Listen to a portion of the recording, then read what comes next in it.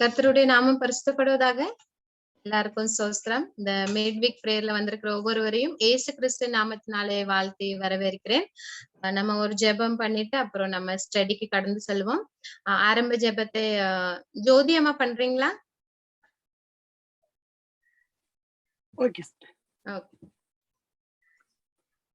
ஜெபிப்போமாக. பரலோகத்தில் வீட்டிருங்க பரம தந்தையே, பூமி மனுமக்களை கண்ணோக்கி பார்க்கிறவரே, உங்களுடைய கிருபையாலும் உங்களுடைய வழிநடத்தினாலும் அப்பா இந்த சாயந்தர வேலையத்திலே அப்பா வைத்து கொள்ள வந்துக்கிறோம். அப்பா எங்கிருந்து மேற்கொண்டு கூடி ஜெபிக்கிறார்களோ வாசம் பண்ணி சொன்னவரே, இந்த வேலையிலும் அப்பா உங்களுடைய செய்தியை கேட்க வந்துக்கிறோம். அப்பா தகப்பனே பேச போறது ஆசனையே ஆசிரியங்கப்பா. இன்னமாக தகப்பனே அநேக பிள்ளைகள் வந்து உங்களுடைய சத்தியத்தை கேட்கட்டும். அப்பா சத்தியம் கிடைக்கக்கூடாத நாள் வரப்போகுது. அப்பா தகப்பனே இருந்தாலும் நேரங்களையும் காலங்களையும் அசட்டு பண்ணி அப்பா நாங்கள் மௌனமா இருந்து விடாத உண்மை தகப்பனே உண்மை தேடி ஆராய்ந்து உங்களுடைய வார்த்தைகளை கேட்க நாங்கள் பிரயாசப்பட கிருபை செய்யுங்கப்பா. மாண்டவரை அப்படியாக போதிக்க வந்துக்கிறோம். அவரை மறைத்து நீங்க பேசுங்கப்பா. வந்திருக்கிற ஒவ்வொருவரையும் அப்படியாக ஆசிரியங்கப்பா தகப்பனே. இன்னுமாக தகப்பனே நாங்கள் இன்னுமாக உங்களுடைய செய்தியை கேட்கறது மாத்திரமல்ல, அதுபடி நடக்கிற பிள்ளைகளாக இருக்க செய்யுங்கப்பா. அந்த ஊழியத்தை எடுத்து செய்கிற போதவரை ஆசிரியங்க, குடும்பங்களை ஆசிரியங்க, ஊழியத்தை செய்ய வந்து கொடுக்க வந்துக்கிற சத்தியத்தை கொடுக்க வந்துக்கிற அந்த சகோதரியை அவர் குடும்பங்களையும் தேவைகளையும் சந்திங்க அப்பா. பரிபூர்ண சுகத்தை சமானத்தை வந்திருக்க ஒவ்வொருவரும் கொடுங்கப்பா. நாங்கள் வெறுமையாக வந்திருந்தாலும் உங்களுடைய ஆசீர்வாதத்தை நிறைவாக பெற்றுக்கொண்டு இன்னுமாக ஆத்மாக்களெல்லாம் வந்து இதில் கலந்து கொள்ள கிருபை செய்து வழிநடத்தணும். அருமை ரட்சகர் இயேசு மூலமா ஜெபம் கேட்கிறேன் உள்ள பிதாவே, ஆமீன். ஆமீன். மிக்க நன்றி அம்மா, அருமையான ஜெபத்திற்கு மிக்க நன்றி. நம்ம இறுதி எச்சரிப்பின் வார்த்தைக்குள்ளாக நம்ம கடந்து செல்வோம். 1,44,000 அந்த தலைப்புல நம்ம கற்றுக்கொண்டு வரோம். இப்பொழுது நம்மளுக்கு அண்ணன் பாடம் நடத்துவாங்க. அண்ணா, இது உங்களுடைய நேரம். கர்த்தருடைய நாமத்திற்கு கனமும் சோஸ்திரமும் மகிமையும் என்றென்றும் சதா காலங்களிலும் உண்டாவதாக. தேவனுடைய பெரிதான கிருபையினாலே, அவருடைய மிகுந்த அன்பினாலே இந்த நாளிலும் ஆண்டவருடைய வார்த்தையை உங்களோடு கூட பகிர்ந்து கொள்ள என் தேவன் எனக்கு கிருபை செய்ததுக்காய் கர்த்தரை நான் சோஸ்தரிக்கிறேன். ஒவ்வொரு வாரமாக நம்ம 1,44,000 பேர் குறித்து படித்து வருகிறோம். நிஜத்தை சொல்லணும்னா 1,44,000 பேர் யாரு, எப்போ வருவாங்க, எதற்காக வருவாங்க, இதெல்லாம் நம்ம படிச்சு முடிச்சிட்டோம். மறுபடியும் என்னங்க படிச்சுட்டு இருக்கிறோம் அப்படின்னு கேட்டீங்க அப்படின்னு சொன்னா, அங்க படித்த உண்மைகளை சில வேதாகம பகுதிகளை கொண்டு பொய்யாக்குறதுக்கு பிரயாசப்படுகிற சூழ்நிலை நம்ம மத்தியில காணப்படுவதனால அந்த பகுதிகளை எடுத்து நம்ம படித்த உண்மைகளுக்கு ஏதுவாகத்தான் அந்த வேதாம பகுதிகளும் இருக்கிறது என்பதை உறுதி செய்து கொள்வதற்காக நம்ம தொடர்ந்து 1,44,000 பேரை குறித்து படித்து வருகிறோம். ஆண்டவர் செய்த மேலான கிருபைக்காய் கர்த்தரை நான் சோஸ்தரிக்கிறேன். இதுவரைக்கும் படித்திருக்கிற அந்த உண்மைகள் நிச்சயமாக நமக்கு பிரயோஜனமாக இருக்கும் என்பதில் எந்தவித ஐயப்பாடும் இல்லை. என்ன படிச்சிருக்கிறோம் அப்படின்னு சொல்லி ஒரு சின்ன ரீகேப், இந்த தோற்றம் என்கிற தலைப்பின் கீழும் நம்ம படித்திருக்கிற அந்த உண்மைகளை கொஞ்சம் சின்னதாக ஒரு ரீகேப் செய்துவிட்டு இந்த நாளிலே படிக்க வேண்டிய செய்திக்குள்ளாக நாம் கடந்து செல்வோம். ஒரு உண்மை நம்ம படித்தோம். எசேக்கியேல் 9ஆம் அதிகாரத்தை தீர்க்க தரிசன ஆவியினுடைய எழுத்துகளோடு கூட ஒப்பிட்டு படிக்கும் பொழுது ஒரு உண்மையை நம்ம படித்தோம். அது என்ன அப்படின்னு சொன்னா, வெட்டுகிற சம்பவமும் முத்திரை இடுகிற சம்பவம். எசேக்கியேல் 9ஆம் அதிகாரத்தில் இருக்கக்கூடிய முத்திரையிடுகிற சம்பவம், வெட்டுகிற சம்பவம் முதலாவது பரிசுத்த ஸ்தலத்தில் நடக்கிறது என்றும் அதை தொடர்ந்து எருசலேம் நகரத்தில் அது நடக்கிறது என்று சொல்லி நம்ம படித்தோம். அந்த பரிசுத்த நகரத்தை தீர்க்க தரிசன ஆவி சபைக்கு ஒப்பிடுவதையும் நம்ம அறிந்து, முதலாவது சபைக்கு முத்திரையிடுதல் நடக்கிறது, முதலாவது சபைக்கு நியாயத்திற்கு முடிகிறது, முதலாவது சபைக்கு கிருபையின் காலம் முடிகிறது, பிற்பாடு நகரத்திற்கு உலகத்திற்கு முடிகிறது என்கிற ஒரு உண்மையை நம்ம எசேக்கியேல் 9ஆம் அதிகாரத்தை ஆராய்ந்த பொழுது அறிந்து கொண்டோம். அது மாத்திரமல்ல, இன்னும் நம்ம படிக்கும் பொழுது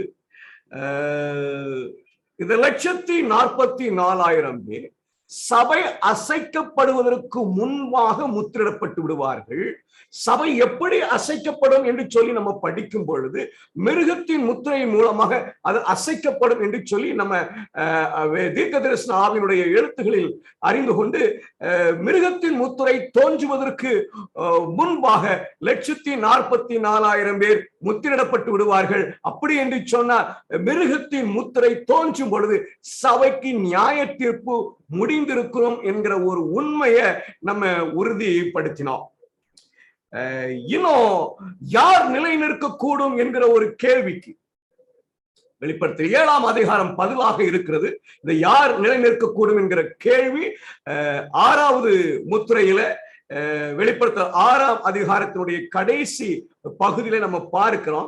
அந்த கேள்விக்கு பதிலாக வெளிப்படுத்தல் 7ஆம் அதிகாரம் இருக்கிறது என்று சொல்லி நம்ம அறிந்து, அந்த கேள்விக்கு அந்த சம்பவத்தினுடைய அடிப்படையில உயிரோடு இருக்கும்படியாக இஸ்ரவேலிலிருந்து 1,44,000 பேரும் சகல ஜாதியிலிருந்து ஒரு திரளான கூட்டம் முத்திரிடப்படுவார்கள் என்று சொல்லி நம்ம படித்தோம். இன்னைக்கு என்ன செய்ய போகிறோம் அப்படின்னு சொன்னா, இந்த இஸ்ரவேலர்கள் எப்பொழுது முத்திரிடப்படுவார்கள்? என்னங்க, இதைத்தான் ஏற்கனவே படிச்சோம் இல்லையா? அப்படி இருக்கும்போது எதுக்கு இதை மறுபடியும் படிக்கணும்? அதான் நமக்கு நல்லா தெரியுமே. 1,44,000 தேவனுடைய சபையில இருந்து மிருகத்தின் முத்திரை அறிவிக்கப்படுகிறதுக்கு முன்பாக முத்திரிடப்பட்டு விடுவார்கள் என்பது நம்ம வெளிப்படையா படிச்சிருக்கோம்ல. மறுபடியும் ஏன் இந்த பகுதியை படிக்கணும் அப்படின்னு சொன்னா, இந்த வேதாகம பகுதியை எடுத்துக்கொண்டு அநேக குழப்பமான உபதேசங்கள் செய்யப்படுகிறதுனால தேவனுடைய பிள்ளைகளாகி நீங்களும் நானும் தெளிந்த புத்தி உள்ளவராக இருக்க வேண்டும் என்கிற ஒரு உன்னத நோக்கத்தோடு கூட இந்த பகுதியை நம்ம படிக்க போகிறோம். ஒரு பெரிய வேத பாடம் இதுல இல்லை, ஒரு சிறிய பகுதியாக மிக தெளிவாக விளங்கி கொண்டு நம்ம கடந்து செல்வதற்கு தீர்மானித்து இருக்கிறோம். வெளிப்படுத்தல் 7ஆம் அதிகாரம் முதல் 3 வாக்கியங்கள். இவைகளுக்கு பின்பு பூமியின் 4 திசைகளிலும் 4 தூதர்கள் நின்று, பூமியின் மேலாவது சமுத்திரத்தின் மேலாவது ஒரு மரத்தின் மேலாவது காற்று அடியாதபடிக்கு பூமியின் 4 காட்சிகளையும் பிடித்திருக்க கண்டேன். ஜீவனுள்ள தேவனுடைய முத்திரை கோலையுடைய வேறொரு தூதன் சூரியன் உதிக்கும் திசையிலிருந்து ஏறி வர கண்டேன். அவன் பூமியையும் சமுத்திரத்தையும் சேதப்படுத்துகிறதற்கு அதிகாரம் பெற்ற அந்த 4 தூதர்களை நோக்கி, நான் நமது தேவனுடைய ஊழியக்காரர் நெற்றிகளிலே முத்திரை போட்டு தீரும் அளவும் பூமியையும் சமுத்திரத்தையும் மரங்களையும் சேதப்படுத்தாதீர்கள் என்று மகா சத்தமிட்டு கூப்பிட்டார். நம்ம இந்த வேதாகம பகுதியை எப்ப நடக்கிறது என்பதை வெளிப்படுத்தல் 14ஆம் அதிகாரத்தை அறியும் பொழுது ஒரு குறிப்பின் மூலமாக அறிந்து கொண்டோம். அந்த குறிப்பை தான் நான் மறுபடியும் வாசிக்க போறேன். இந்த வெளிப்படுத்தல் 7ஆம் அதிகாரத்தினுடைய முதல் 3 வாக்கியங்கள் எப்பொழுது நடக்கிறது என்பதை முதலாவது நம்ம தெளிவுபடுத்திக் கொள்ள போகிறோம். ஏர்லி ரைட்டிங்ஸ் பக்கம் 38 ஏற்கனவே வாசித்தது, நம்முடைய வேத பாட படிப்புல இது வாசித்த ஒரு குறிப்பு. இப்போ ஒரு சின்ன பகுதிக்காக இதை மறுபடியும் நினைச்சுக்கிறேன், வாசிக்கிறேன். அது இன்னும் நம்மளை உற்சாகப்படுத்துவதற்கு ஏதுவான பகுதி, மறுபடியும் வாசிக்க வேண்டிய ஒரு பகுதியாக இருப்பதனால அதை நான் உங்களுக்காக வாசிக்கிறேன். ஏர்லி ரைட்டிங்ஸ் பக்கம் 38. பூமியின் மேல் செய்வதற்கு ஒரு வேலையை பெற்றிருந்த 4 தூதர்களை நான் பார்த்தேன். மேலும் அதை நிறைவேற்ற தங்களுடைய வழிகளின் மேல் இருந்தார்கள். இயேசு ஆசாரிய உடைகளால் உடுத்தப்பட்டிருந்தார். ஆசாரிய உடைகளால் அவர் உடுத்தப்பட்டிருக்கிறார். எனக்கு கிருபையின் காலம் முடியவில்லை. மிகுந்த இரக்கத்தோடு அவர் மீதமானவர்களை உற்று பார்த்தார். பின்பு தம்முடைய கரங்களை உயர்த்தி, என்னுடைய இரத்தம் பிதாவே, என்னுடைய இரத்தம், என்னுடைய இரத்தம் என்று ஆழ்ந்த இரக்கம் நிறைந்த சத்தத்தால் கூறினார். பின்பு பெரிய வெள்ளையை சிங்காசனத்தில் வீற்றிருக்கிற தேவனிடத்தில் இருந்து வந்த ஒரு அதிக பிரகாசமான ஒளி இயேசுவை சுற்றிலும் பரப்பியதை நான் பார்த்தேன். பின்பு பூமியின் மேல் செய்வதற்கு ஒரு வேலையை பெற்றிருந்த 4 தூதரிடத்திற்கும் வேகமாக பறந்து தன்னுடைய கரத்தில் ஏதோ ஒன்றை மேலும் கீழும் அசைத்தும் ஒரு உரத்த சத்தத்தோடு தேவனுடைய ஊழியக்காரர்கள் நெற்றியில் முத்திரை போட்டு தீர்மானமும் நிறுத்து நிறுத்து நிறுத்து நிறுத்து என்று இயேசுவினிடத்தில் இருந்து ஒரு உத்தரவோடு இருந்த தூதன் கூறியதை நான் பார்த்தேன். இந்த வெளிப்படுத்தல் 7ஆம் அதிகாரம் எப்ப நடக்குது அப்படின்னு சொன்னா, கிருபையின் காலத்திலே நடக்கிறது. 4 தூதர்கள் என்ன செய்வதற்கு ஆயத்தமாக இருந்தார்கள் என்பதை நான் கேட்டதின் அர்த்தம் என்ன என்பதை நான் எனக்கு துணையாக இருந்த தூதனிடம் கேட்டேன். தேவன் தான் வல்லமைகளை தாமதித்திருக்கிறார் என்றும், மேலும் அவர் தம்முடைய தூதர்களுக்கு பூமியின் மேல் உள்ளவைகளின் மேல் அதிகாரம் கொடுத்தார். 4 காட்சிகளையும் பிடித்துக் கொள்கிற வல்லமையை அந்த 4 தூதர்களும் தேவனிடத்தில் இருந்து பெற்றிருந்தார்கள் என்றும் மேலும் அவர்கள் அவைகளை விடும் தருவாயில் இருந்தார்கள். ஆனாலும் அவர்களுடைய கரங்கள் தளர்கின்ற போது 4 காட்சிகள் வீச போகின்ற தருவாயில் இயேசுவின் இரக்கம் நிறைந்த கண்கள் முத்திரை இடப்படாமல் இருக்கும் அந்த மீதமானவர்களை பார்த்தது என்றும், மேலும் பிதாவினிடத்திற்கு அவர் கரங்களை உயர்த்தி என்னுடைய இரத்தத்தை அவர்களுக்காக நான் சிந்தினேன் என்று அவரோடு மன்றாடினார். வேறொரு தூதன் 4 தூதரிடத்துக்கு வேகமாய் பறந்து செல்லவும், ஜீவனுள்ள தேவனுடைய முத்திரை கோலை தேவனுடைய ஊழியக்காரன் நெற்றியில் முத்திரை போட்டு தீர்மானவும், அவைகளை பிடித்திருக்கும்படி உத்தரவிடப்பட்டான் என்றும் என்னிடத்திலே சொன்னார்.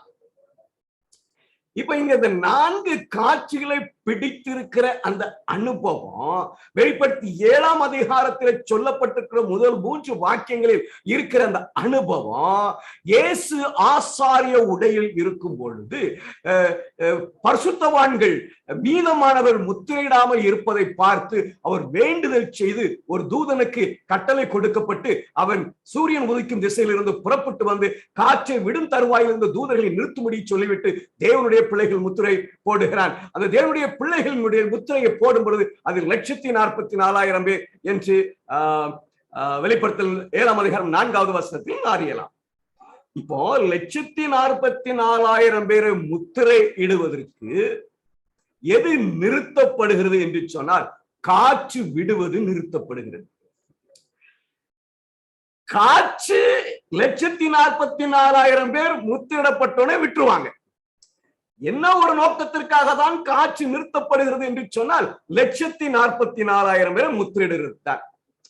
அப்போ அந்த 144,000 எப்ப முத்திரிடுவார்கள் என்பதை நான் அறியணும்னு சொன்னா விடப்போகிற காற்று என்னது என்பதை அறியவே. நான் சொல்றேன், உங்களுக்கு புரிய நினைக்கிறேன்.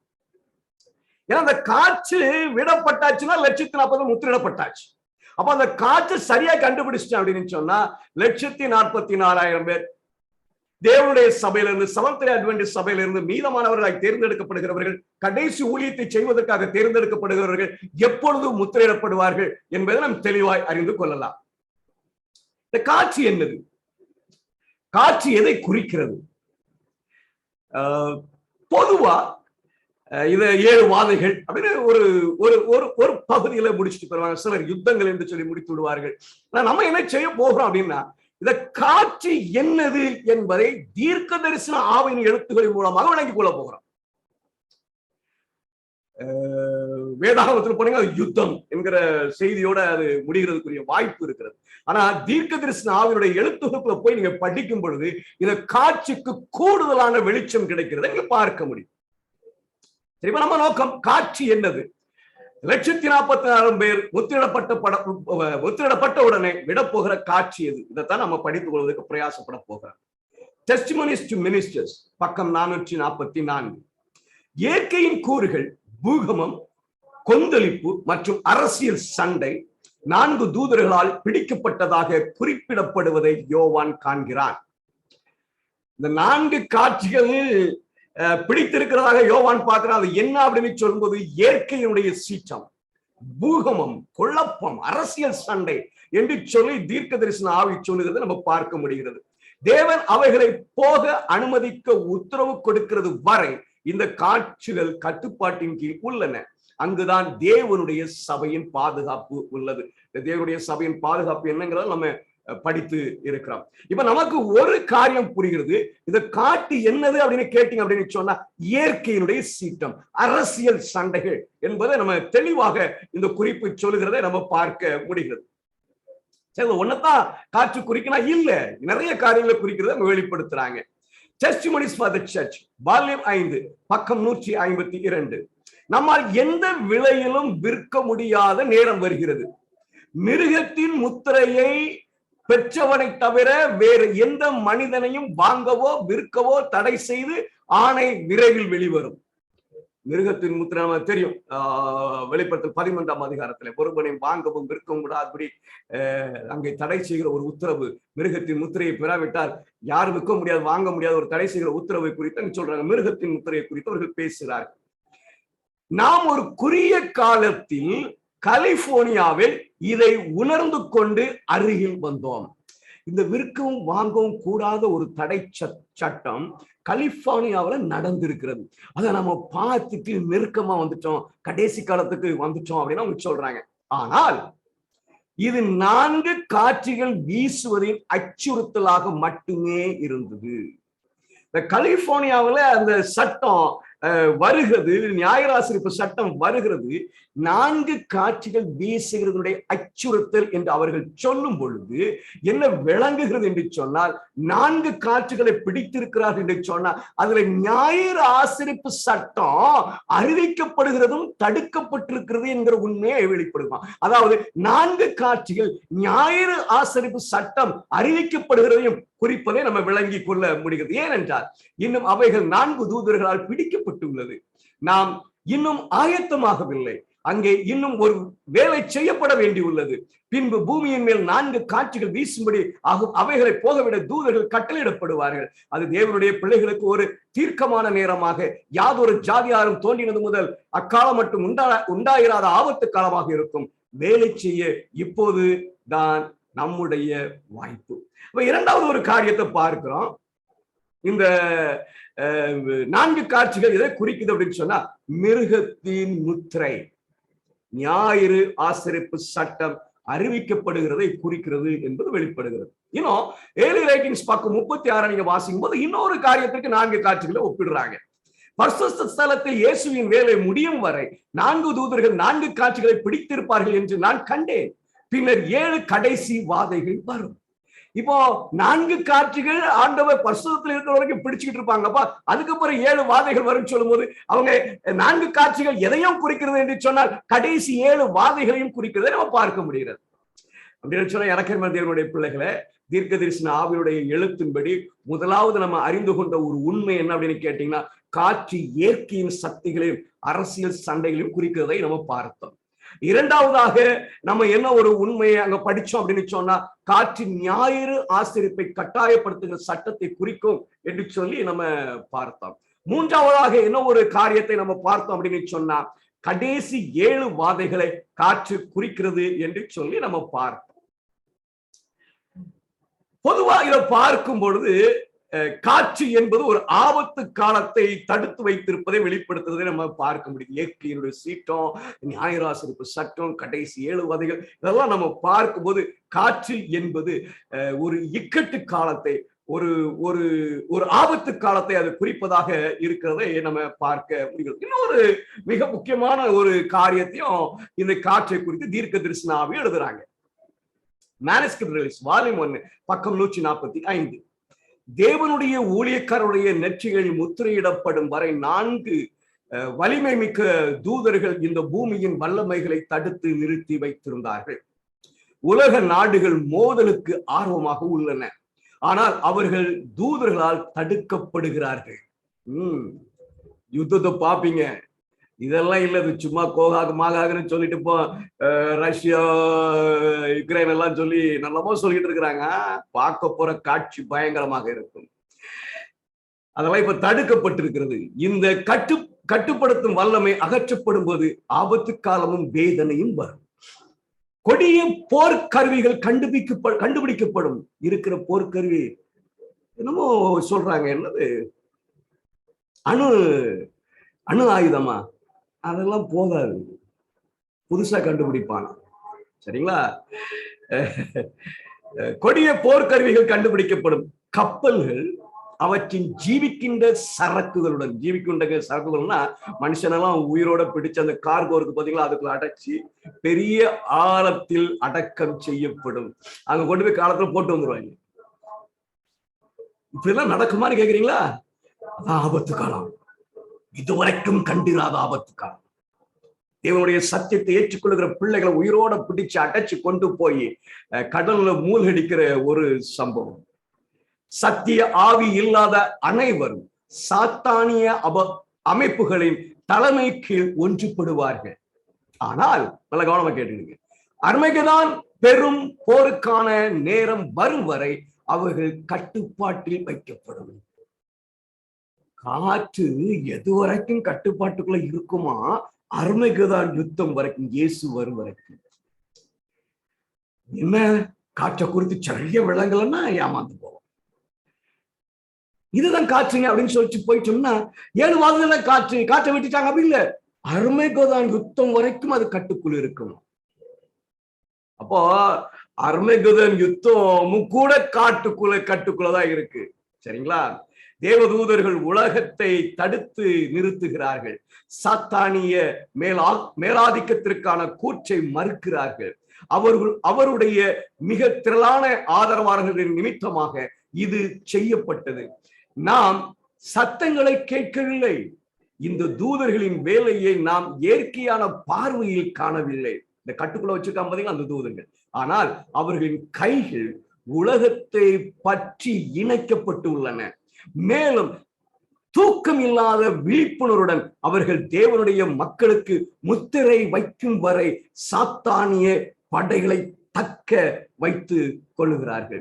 இவங்க காற்று குறித்து படிக்கும் பொழுது எது வரைக்கும் கட்டுப்பாடு தான், அர்மகெதோன் யுத்தம் வரைக்கும். அப்போ இது யாக்கோப்பு இக்கட்டு காலம், இது எல்லாம் எதனுடைய கட்டுப்பாட்டுக்குள்ள இருக்குன்னு சொன்னா காற்றினுடைய கட்டுப்பாட்டுக்குள்ள இருக்கிறது. அப்போ நான்காவது இன்னொரு காரியத்தை நம்ம விளங்கிக் கொள்ள முடிகிறது. காற்று யாக்கோப்பின் இக்கட்டு காலம். அந்த யாக்கோப்பினுடைய இக்கட்டு காலத்தினுடைய முடிவுதான் அர்மகெதோன் யுத்தம். அப்போ எது வரைக்கும் காற்று கட்டுக்குள்ள இருக்குன்னு சொன்னா அர்மகெதோன் யுத்தம் வரைக்கும் கட்டுக்குள்ள இருக்கும் அப்படின்னு சொன்னா அர்மகெதோன் யுத்தம் கூட காற்றுக்குள் இருக்கிறது. அவர்கள் விட்ட பிறகுதான் அந்த யுத்தமே நடக்கும். சாத்தானாலே அந்த கூட்டத்தை கூட்டி சேர்க்க முடியும் என்கிற உண்மையும் இதற்குள்ளே அடங்கி இருப்பதை நம்ம பார்க்க முடியுது. அப்படின்னா காற்றை குறித்து சரியா புரிஞ்சுக்கணும். காற்று எது வரைக்கும் கட்டுக்குள்ள இருக்கு? அர்மகெதோன் யுத்தம் வரைக்கும் கட்டுக்குள்ள இருக்கு. காற்று எதெல்லாம் குறிக்குது? இயற்கையின் சீற்றத்தை குறிக்குது, மிருகத்தின் முத்திரையை குறிக்கிறது, அது 7 வாதைகளை குறிக்கிறது, கடைசியிலுக்கு யாக்கோப்பின் இக்கட்டு காலம், அர்மகெதோன் யுத்தம், இதெல்லாம் குறிக்கிறது. காற்று என்ன செய்யப்படுகிறது அப்படின்னு கேட்டீங்கன்னா காற்று விடவும் படுகிறது, காற்று கட்டுக்குள்ளையும் வைக்கப்படுகிறது. காற்று விடவும் படுகிறது. அது அதே நேரத்துல காற்று கட்டுக்குள்ளையும் இருக்கிறது. அது என்ன? ஞாயிறு ஆசரிப்பு சட்டம் காற்றை குறிக்கிறது. ஞாயிறு ஆசரிப்பு சட்டம் விடப்படுகிறது, அந்த காற்று வீசுவதற்கு அனுமதிக்கப்படுகிறது. ஞாயிறு ஆசரிப்பு சட்டத்தை அடிப்படையாக கொண்டு விற்கவும் வாங்கவும் கூடாதபடி ஒரு சட்டம் வரும் இல்லையா, அது தடுத்து நிறுத்தப்படுகிறது. ஒரு காற்று வீசுவதற்கு அனுமதிக்கப்படுகிறது, இன்னொரு காற்று கட்டுக்குள் இருக்கிறது. விற்கவும் வாங்கவும் முடியாதபடிக்கு செய்கிற சட்டம் விடப்படுகிறது. ஆனா 7 வாதைகளை குறிக்கிற காற்று கட்டுக்குள் இருக்கிறது. 7 வாதைகளை குறிக்கிற காற்று விடப்படுகிறது. யாக்கோப்பின் இக்கட்டு காலம் கட்டுக்குள் இருக்கிறது. யாக்கோப்பின் இக்கட்டு காலம் விடப்படுகிறது. அர்மகெதோன் யுத்தம் கட்டுக்குள் இருக்கிறது. அர்மகெதோன் யுத்தம் விடப்படுகிறது. இயேசு மீட்பதற்கு வருகிறார். காற்று அப்படின்னு சொன்ன உடனே ஏதோ ஒரு காலத்துல முழுசு விடல, கடைசி வரைக்கும் கட்டுக்குள் இருக்கிறது. அப்படியான எனக்கு என்னுடைய பிள்ளைகளே, 1,44,000 பேர் முத்திரிடப்படு வரைக்கும் பிடித்து வைக்கப்பட்ட காட்சி எது அப்படின்னு கண்டுபிடிக்கணும். நான் பாட்டுக்கு 1,44,000 பேர் அர்மகெதோன் யுத்தத்தை காற்று குறிக்கிறது, யாக்கோப்பின் இக்கட்டு காலத்தை காற்று குறிக்கிறது, 7 வாதைகளை காற்று குறிக்கிறது. அதனால அந்த இடத்துக்கு கொண்டு போயிட முடியாது. காற்று 1,44,000 பேர் முத்திரை இட்ட உடனே வீச போகிற காற்று எது என்பதை நான் அறிந்திருக்க வேண்டும். மேனுஸ்கிரிப்ட் ரிலீஸ் வால்யூம் 1 பக்கம் 145 வாசித்தோம். ஆனால் அர்மகெதோனின் பெரும் போருக்கான நேரம் வரும் வரை அவைகள் கட்டுப்பாட்டில் வைக்கப்பட வேண்டும். நல்லா புரிச்சுக்கிடுங்க. ஒரு காற்று விடப்படும், முழு காற்றும் கட்டுப்பாட்டுக்குள் இல்ல. ஒரு காற்று விடப்படுகிறது, ஆனால் சில காற்றுகள் கட்டுப்பாட்டுக்குள் இருக்கிறது. ஒரு சம்பவம் விடப்படுகிறது, சில சம்பவங்கள் கட்டுப்பாட்டுக்குள் இருக்கிறது. அடுத்த சம்பவம் விடப்படுகிறது, இன்னும் சில சம்பவங்கள் கட்டுப்பாட்டுக்குள். அப்படி எது வரைக்கும் இருக்கும் அப்படின்னு கேட்டீங்கன்னா அர்மகெதோன் யுத்தம் வரைக்கும் இருக்குமா? அப்படியானால் நான் அறிய வேண்டிய உண்மை என்ன அப்படின்னு கேட்டீங்கன்னா 1,44,000 பேர் முத்திரிடப்படும் போது விடப்பட போகிற காற்று எது என்பதை நான் அறிய வேண்டும். எல்லா காற்றும் விடப்பட போறது இல்லை. ஒரு காற்று விடப்பட போகிற அந்த காற்றை நான் சரியாய் படிக்க வேண்டும். நம்ம ஒன்னா புரிஞ்சிருக்கிறோம். 1,40,000 எப்ப முத்திரிடப்படுவாங்கன்னா இயேசு ஆசாரிய உடையில இருக்கும் பொழுது, கிருபையின் காலத்தின் போது 1,44,000 முத்திரிடப்படுவார்கள் என்பதை நம்ம அறிந்தோம். இந்த அர்மகெதோன் யுத்தம் இது நமக்கு நல்லா தெரியும். கிருபையின் காலம் முடிந்த பிறகுதான் அது நடக்கும் என்பதை நம்ம சரியாக அறிந்திருப்போம் என்பது எந்தவித ஐயப்பாடும் இல்லை. அது கடைசி வரைக்கும் கட்டுக்குள்ள இருக்க போகிற ஒரு காரியம். மறுபடியும் நம்ம 7 வாதைகள், அதுவும் நமக்கு நல்லா தெரியும். அது கிருபையின் காலம் முடிந்த பிறகு விட போகிற ஒரு சம்பவம். இயேசு ஆசாரிய உடைய களைந்த பின்பு, கோபத்தினுடைய அவர் அணிந்த பின்பு, பழிவாங்க உடைய அணிந்த பின்பு விடப்போகிற காற்றுதான் 7 வாதைகள் என்பதை நம்ம நன்காக அறிவோம். அப்படியானால் எனக்கு அருமையான தேவனுடைய பிள்ளைகளை, கிருபையின் கால முடிவுக்கு பிறகு வீச போகிற விட போகிற காட்சி எதுன்னு கேட்டீங்கன்னா 7 வாதைகளும் அர்மகெதோன் யுத்தமும் யாக்கோபின் இக்கட்டு காலம் என்கிற சம்பவங்கள் எல்லாம் கிருபையின் காலத்துக்கு பிறகு விட போகிற காட்சாக இருக்கும். இன்னொரு காரியம் அங்க இருக்குது. இயற்கையின் அழிவை குறித்து அங்கே சொல்லப்படுகிறது. அந்த இயற்கையின் அழிவை குறித்து 7 ரைட்டிங்ஸ் பக்கம் 34 நீங்க வாசிக்கும் பொழுது, இக்கட்டு காலத்தில் சூரியன் உதித்தது, இக்கட்டு காலத்தில், மற்றும் சந்திரன் அசையாது நின்றது, நீரோடைகள் ஓடாமல் நின்றது. அந்த 7 வாதைகளுடைய காலங்களை குறித்து வர்ணிக்கும் போது இப்படியாக சொல்லுகிறார்கள். இருண்ட கனமான மேகங்கள் வந்து ஒன்றே ஒன்று மோதிக்கொண்டன, வானம் திறந்து மூடியது, அதனால் குழப்பமாக இருந்தது, மலைகள் காற்றில் நாளல் போல் அசைந்தது, சுற்றிலும் கிழிந்த பாறைகளை அசைந்தது, சுற்றிலும் கிழிந்த பாறைகளை வீசின, கடல் பானை போல கொதித்து நிலத்தின் மீது கற்களை வீசியது. ஒரு பயங்கரமான இயற்கையின் சீற்றம் இல்லைங்களா? அப்போ இயற்கை சம்பந்தமான சீற்றம் சம்பந்தமான அரசியல் சம்பந்தமான சண்டைய சம்பந்தமான ஒரு முழு நிறைவான வீசப்படுகிற காட்சி எப்போ அப்படின்னு கேட்டீங்கன்னா கிருபையின் காலம் முடிந்தது.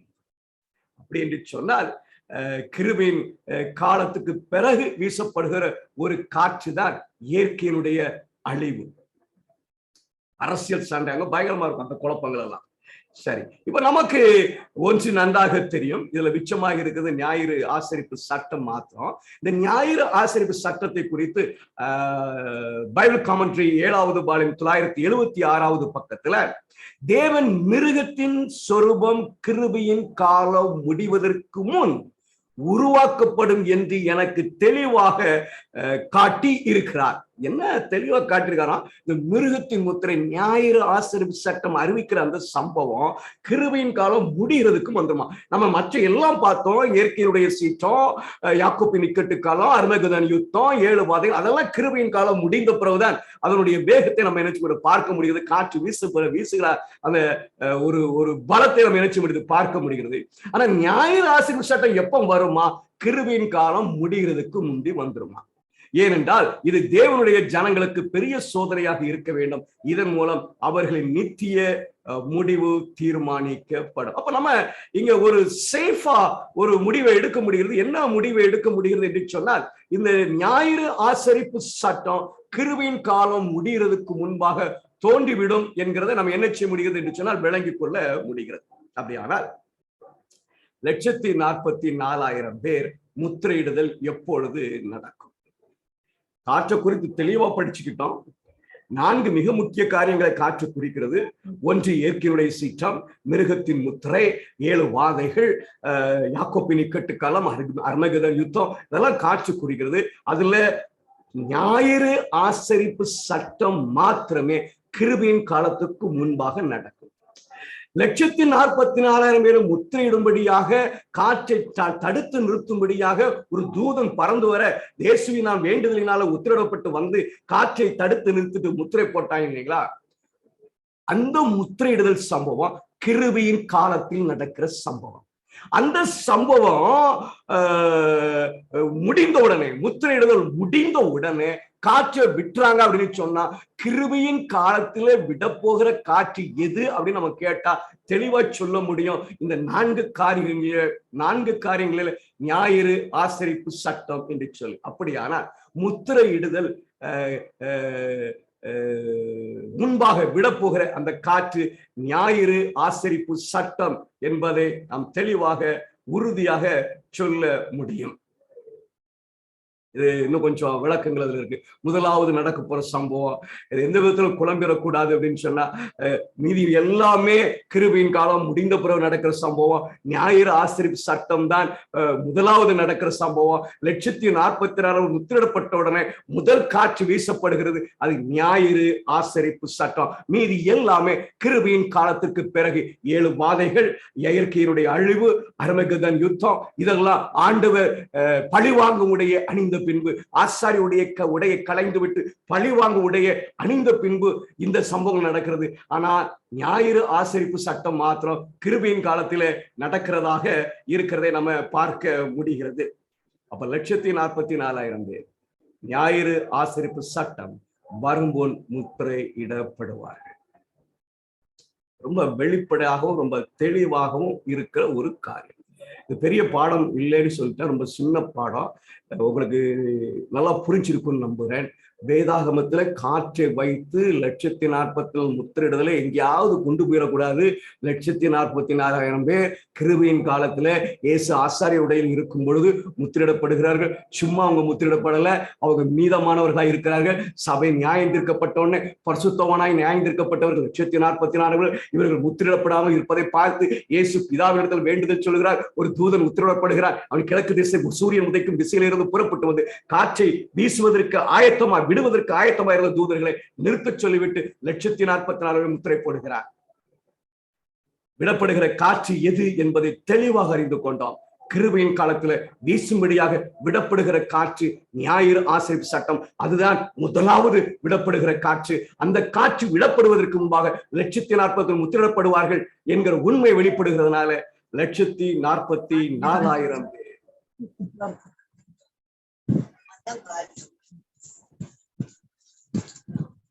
யாருடைய மைக்கு ஆனாய் பேசிக்கிட்டு இருக்கிறாங்க, கொஞ்சம் அதை ஆஃப் பண்ணிக்கிடுங்க.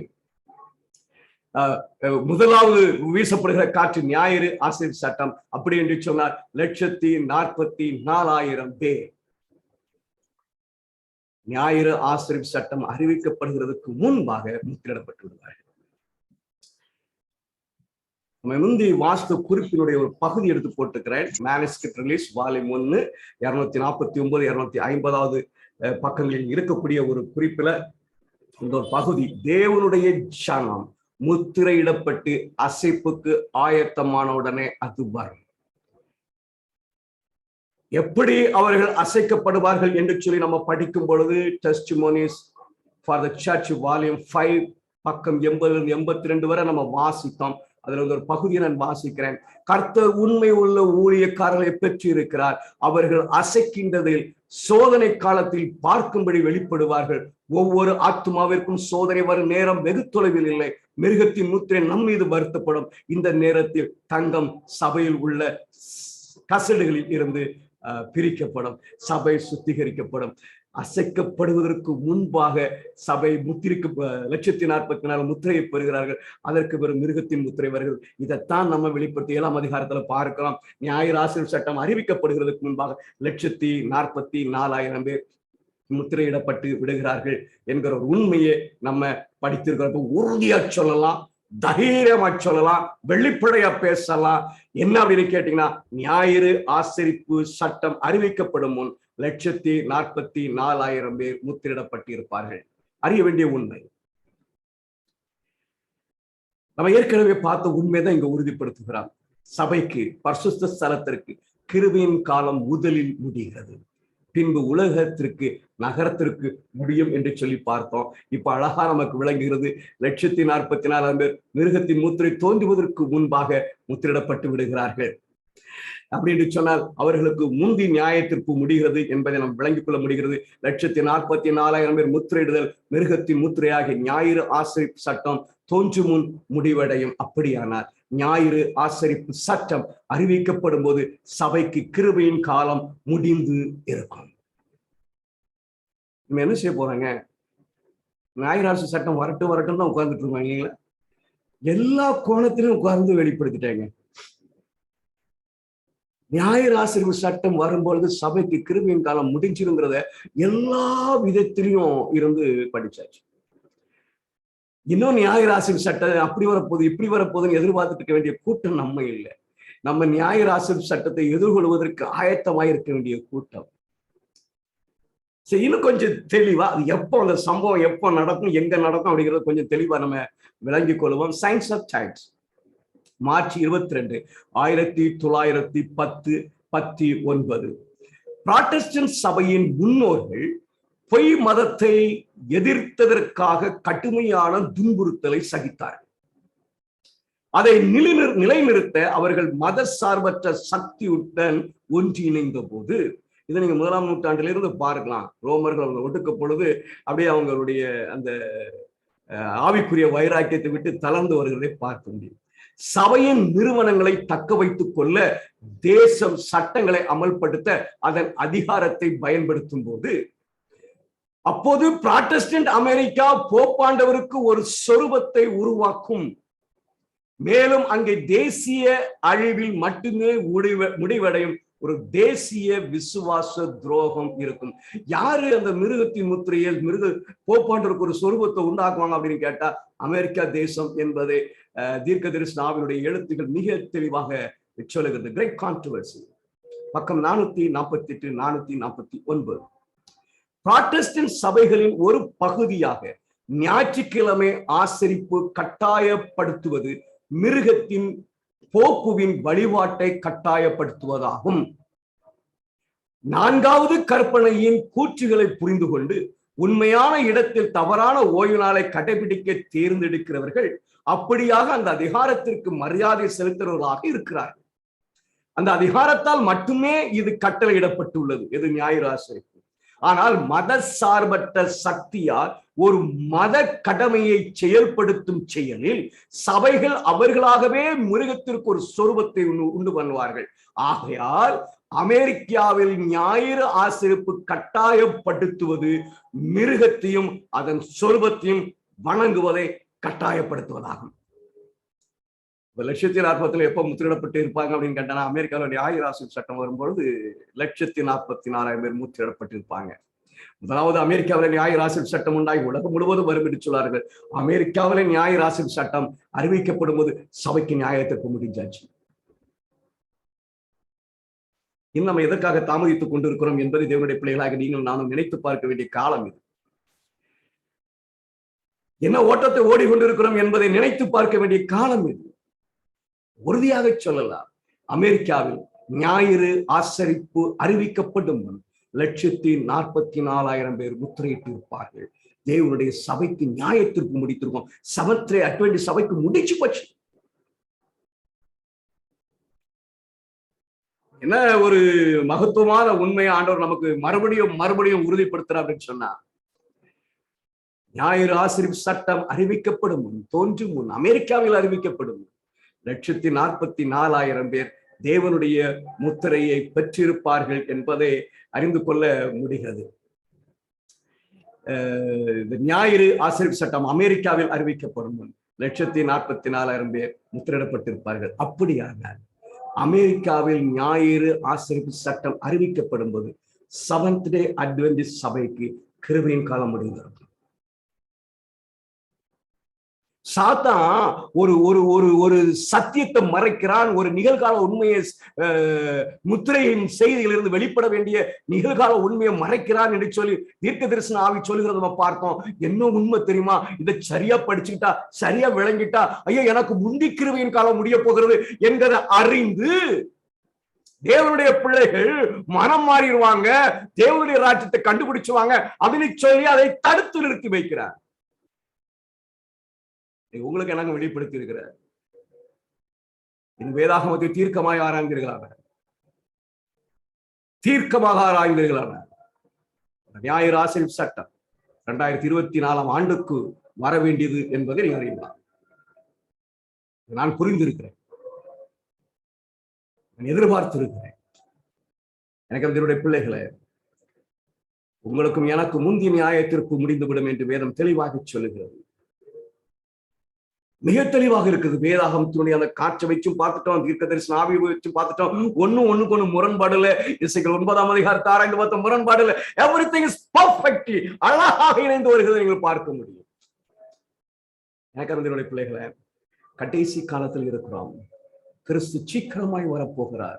சும்மா சொல்லல. உங்களுக்கு முடிஞ்சா இன்னைக்கு ஓய்வு நாள் பள்ளிக்கூட பாடத்தை பதிவேற்றம் செய்திருக்கிறேன். 2.5 மணி நேரம் பேசியிருக்கிறேன்.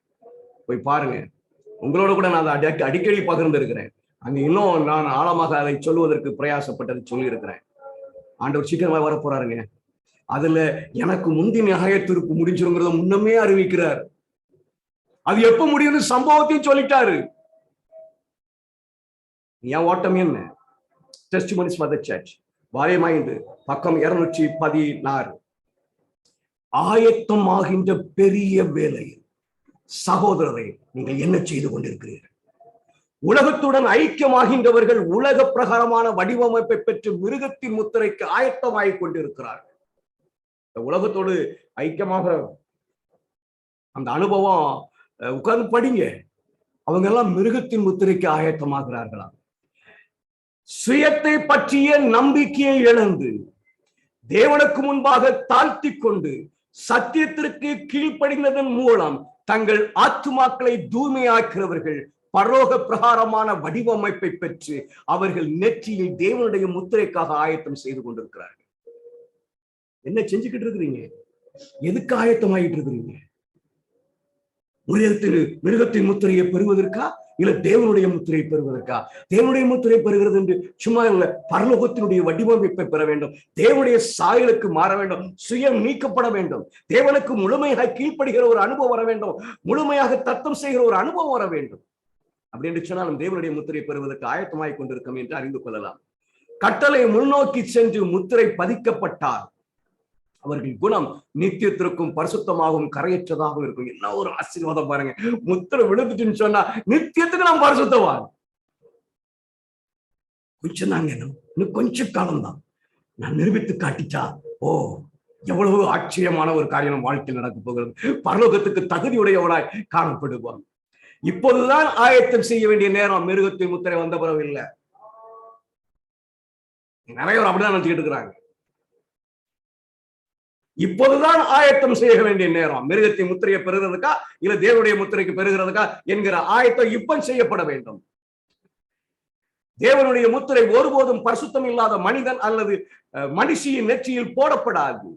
இது ஒருபோதும் பேராசையுடைய உலக சிநேகம் கொண்ட மனிதன் அல்லது மனுஷியின் நெற்றியில் போடப்படாது. இது மெய்யான நாவுகள் அல்லது வஞ்சக இதயங்களுடைய மனிதனும், இது பொய்யான நாவுகள் அல்லது வஞ்சக இதயங்களுடைய மனிதன் அல்லது மனுஷியின் நெற்றியில் ஒருபோதும் போடப்படாது. முத்திரையை பெறுகிறவர்கள் அனைவரும் தேவனுக்கு முன்பாக பரலோகத்திற்கு போற்றியிடுகிறவர்கள். கரையில்லாது இருக்க வேண்டும். முத்திரை பெறனா கரை இல்லாது இருக்க வேண்டும்.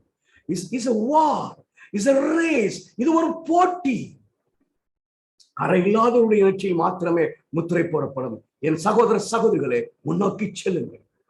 ஆயத்தமாவதின் அவசியத்திற்கு உங்கள் கவனத்தை அழைக்கின்றதை தவிர இந்த விஷயங்களை பற்றி இந்த நேரத்தில் நான் சுருக்கமாக மட்டுமே எழுத முடியும். தற்போதைய நேரத்தில் இந்த பயமுறுத்தும் பயபக்திக்குரியதை நீங்கள் புரிந்து கொள்ளும்படி உங்களுக்காக வேத வசனங்களை ஆராயுங்கள். ஆண்டவருடைய கிருபையை நம்ம தெளிவாக ஆராய்ந்தோம், மிக நேர்த்தியாக ஆராய்ந்தோம். இதை எவ்வளவு தெளிவாக புரிந்து கொள்ள முடியுமோ அவ்வளவு தெளிவாக புரிந்து கொண்டோம். எனக்கு என்னுடைய பிள்ளைகளை, ஒரே ஒரு காரியம் தான், நமக்கு முந்தி நியாயத்திற்கு முந்திரி முடிஞ்சிடும் அப்படின்னு சொன்னா ஆண்டவர் சும்மா எல்லாம் ஒரு சம்பவத்தையும் சொல்லி கொடுத்துட்டாரு. நியாயராசர் சட்டம் அறிவிக்கப்படும் பொழுது அது முடிந்து விடும். 6 நியாயராசர் சட்டம் எவருக்கோ அறிவிக்கப்படும் என்பது வேதாகமத்தில் இருக்கு. இந்த காலத்தையும் சொல்லி வைத்திருக்கிறார். எனக்கு அனுப்பிய பிள்ளைகளை, எனக்கு இருக்கிற ஒரே சாஸ்டிங்க, நான் இயேசுவை போல மாறிடணும். எவ்வளவு காலம் தான் அந்த போராட்டம் இருக்குன்னு சொன்னா, எவ்வளவு காலத்துக்குள்ள நீங்க மாறியாங்கன்னு சொன்னா, இன்னொரு பார்ப்போம், இன்னொரு 10 வருஷம் போட்டுக்கும், 15 வருஷம், அப்படி இல்லை. இன்னும் கொஞ்ச காலம், சில வருடங்கள், ஓரிரு வருடங்களுக்குள்ளாக நிரூபித்து காட்ட வேண்டும் தேவனுடைய சமூகத்துல. இந்த ஓட்டத்தை சரியா ஓடிச்சேன் அப்படின்னு சொன்னா, எனக்கு அனுமதியுடைய பிள்ளைகளை, நெற்றில முத்திரை போடுவார். நான் நித்தியத்துக்கும் பரிசுத்தமான இருப்பேன். ஒருவேளை நான் தேவனால ஏற்படுத்தப்பட்ட அந்த தற்காலிக நித்திரைக்குள்ளாக கடந்து போனாலும், எனக்கு அறிவதனுடைய பிள்ளைகளை சீக்கிரத்துல வந்துருவாரு. இன்னொரு 5 வருஷத்துல வந்துருவாரு அப்படி தெரிஞ்சுட்டு மரணத்துக்குள்ள போனா நான் கொஞ்ச நேரம் அன்று வரப்போற மிக சீக்கிரத்தில் வரப்போகிறார். அதை புரிந்து கொண்ட பிள்ளைகளாகி நீங்களும் நானும் ஓட்டத்தை சரியா ஓடுவோம். ஏங்க, ஏமாந்துடக்கூடாது. ஞாயிறு ஆசீர்வாத சட்டம் அறிவிக்கப்படும் பொழுது, அமெரிக்காவில் அறிவிக்கப்படும் போது உங்களுக்கும் எனக்கும் நியாயத்துக்கு முடிஞ்சிருக்கும். 140,000 புத்திரிடப்பட்டிருப்பார்கள். அந்த கூட்டத்தில் இருக்கும்படியாக அழைக்கப்பட்டிருக்கிறோம். அதற்கான முழு பிரயாசத்தில் படுவோம். கர்த்தர் அந்த பாக்கியத்தை நமக்கு தருவாராக. ஆமென். ஆமென், ஆமென். நல்ல அருமையான சத்தியத்தை நம்ம கேட்டோம். சகோதரர் மூலமாக தேவன் தாமே அவர்களையும் அவருடைய ஊழியர்களையும் வெகுவாய் ஆசீர்வதிப்பாராக. இப்பொழுது நம்ம இறுதி ஜெபத்துக்குள்ளா கடந்து போவோம். இறுதி ஜெபத்தை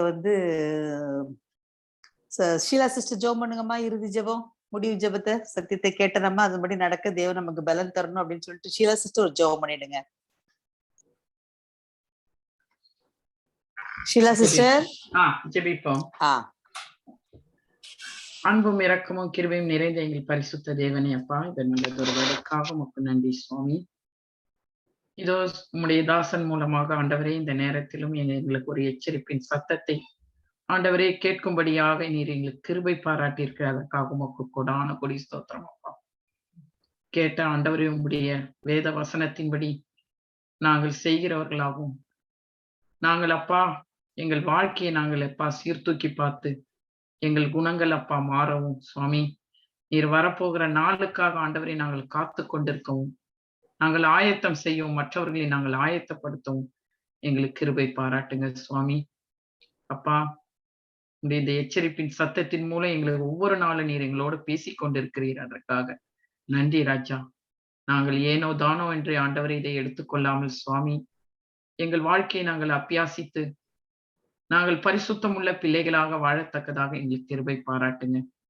பரிசுத்தம் இல்லாமல் அப்பா ஒருவனும் ஒரு காலம் தேவனை தரிசிக்க முடியாது ஆண்டவரே.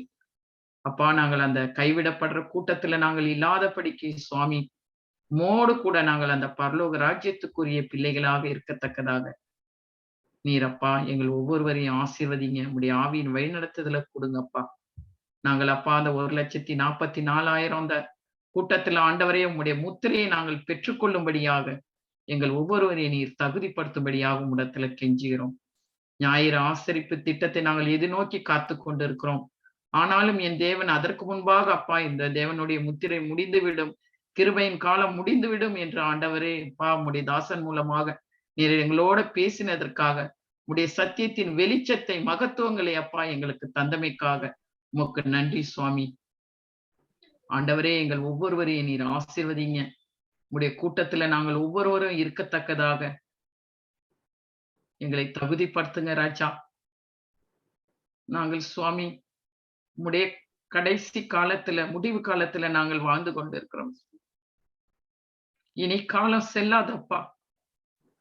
நாங்கள் காலத்தை தாழ்த்தாதபடிக்கு சுவாமி எங்களுடைய குடும்பங்களையும் உற்றார் உறவினர்களையும் அனைவரையும் சுவாமி உமக்குள்ளாக நீதிக்குட்படுத்துகிற பிள்ளைகளாக இருக்க எங்களுக்கு உதவி செய்யுங்க ஆண்டவர். எங்களுக்கு உம்முடைய ஆவியின் வழிநடத்துதலை கொடுங்க ராஜா. உடைய பரலோக ஞானத்தை கொடுங்க, உம்முடைய ஆலோசனையை கொடுங்க. நாங்கள் வஞ்சிக்கப்பட்டு போகாதபடிக்கு, நாங்கள் கைவிட்டு போகாதபடிக்கு சுவாமி உம்முடைய கூட்டத்துல நாங்கள் ஒவ்வொருவரையும் இருக்கத்தக்கதாக எங்கள் ஒவ்வொருவரையும் ஆண்டவரை ஆசீர்வதித்து எங்களை வழிநடத்தும்படி எங்களை தாழ்த்துகிறோம், ஒப்பு கொடுக்கிறோம். எங்களுடைய குற்றங்கள், குறைகள், பாவங்கள், அக்கிரமங்கள், மீறுதல்கள் எல்லாவற்றையும் நீர் தயவாய் மன்னித்து ஆண்டவரே எங்களை ஏற்றுக்கொண்டு எங்களை உம்முடைய பாதையில வழி நடத்துங்க சுவாமி. பரிசுத்தத்தில் இன்னும் பரிசுத்தம் அடைய எங்களுக்கு உதவி செய்யுங்க சுவாமி. எங்களை தாழ்த்தி உம்முடைய கரத்துல ஒப்பு கொடுக்கிறோம். ஏற்றுக்கொள்ளுங்க, வழிநடத்துங்க. எல்லாவற்றையும் இயேசு கிறிஸ்துவின் இனிய நாமத்தை ஜெபிக்கிற எங்கள் ஜீவனுள்ள நல்ல பிதாவே, ஆமென். என் ஆத்துமாவே கர்த்தரை ஸ்தோத்திரி, என் முழு உள்ளமே அவருடைய பரிசுத்த நாமத்தை ஸ்தோத்திரி. என் ஆத்துமாவே கர்த்தரை ஸ்தோத்திரி, கர்த்தர் செய்த சகல உபகாரங்களையும் மறவாதே. ஆமென். பாஸ்டர் ஜெய்கர், நீங்க ஆசீர்வாத ஜெபம் பண்ணி முடிச்சிருங்க. இல்லம்மா, அது ஆசீர்வாதம் சொல்லிருங்க பாஸ்டர். நம்ம அபிஷேகம் பண்ணப்பட்டவங்க தான் அது செய்யணும். நம்ம பாஸ்டர் இல்லைங்களா? இல்ல பாஸ்டர், பாஸ்டர் வெளியில போயிருக்காங்க. Okay pastor, okay. God bless you. God bless you. Okay pastor. Pastor நல்லா அருமையா இருந்தது மெசேஜ். சோஸ்திரமா, சோஸ்திரம். பாஸ்டர் நன்றி பாஸ்டர், நன்றி நன்றி பாஸ்டர். நீங்களும் ஒவ்வொரு முறையும் சொல்லிக் கொண்டுதான் இருக்கிறீங்க. நாங்களும் எங்களால முடியல பாஸ்டர். ஆண்டவர் தான் உதவி செய்யணும். இந்த பிள்ளைகள் எல்லாரும் ஆண்டவருக்குள்ள வாரதுக்கு ஆண்டவர் தான் உதவி செய்யணும். எங்களும் ஒவ்வொரு வாரம் சொல்லிக்கொண்டே இருக்கிறீங்க, எங்களால என்னால முடியல பாஸ்டர். ஆண்டவரை விட்டா எனக்கு ஒரு கதையும் இல்லை. நிச்சயமா ஆண்டு உதவி செய்வாருமா. அவருடைய ஜீவனை நமக்கு கொடுத்திருக்கும் பொழுது நம்ம பரலோகத்துக்கு போறதுக்கு ஏதுவான தீர்மானத்தை எடுத்து நம்ம பிரயாசப்படும் போது கண்டிப்பாய் உதவுவார். அது எந்தவித சந்தேகப்பட வேண்டியதில்லை. ஏசையா ஆண்டவர் ஊழியத்துக்கு அழைக்கும் போது அவன் நம்மள மாதிரிதான், ஐயா ஆண்டவரே நம்ம அசுத்த உதவோடு உள்ள மனுஷன் அப்படின்னு சொல்லுவான். அப்படின்னா அவனுக்குள்ள ஒரு போராட்டம் இருந்திருக்கிறது, நாவுல அசுத்தம் இருந்திருக்குது, சாபம் தேவன் உச்சரித்து இருக்கிறான், பாவங்களை செய்திருக்கிறான், யாராவது திட்டி இருக்கலாம், சபிச்சிருக்கலாம். அப்படிப்பட்ட குணமுடையவன் தான். அவனைத்தான் ஆண்டவர் தொட்டு சுகப்படுத்துகிறார். அப்ப நம்மளும் ஆண்டவரே இப்படிப்பட்ட பாவங்களா என்கிட்ட இருக்கு ஆண்டவரே எப்படியாவது எனக்கு உதவுங்க அப்படின்னு கேட்டா கண்டிப்பா 100% அவர் ரட்சிப்பார் என்பது எந்தவித ஐயப்பாடும் நமக்கு வேண்டாம். ஆசீர்வதிப்பாராக. நன்றி பாஸ்டர், நன்றி. எல்லாருக்கும் சோஸ்திரம். கலந்து கொண்ட எல்லாருக்கும் நன்றி. சோஸ்திரம்.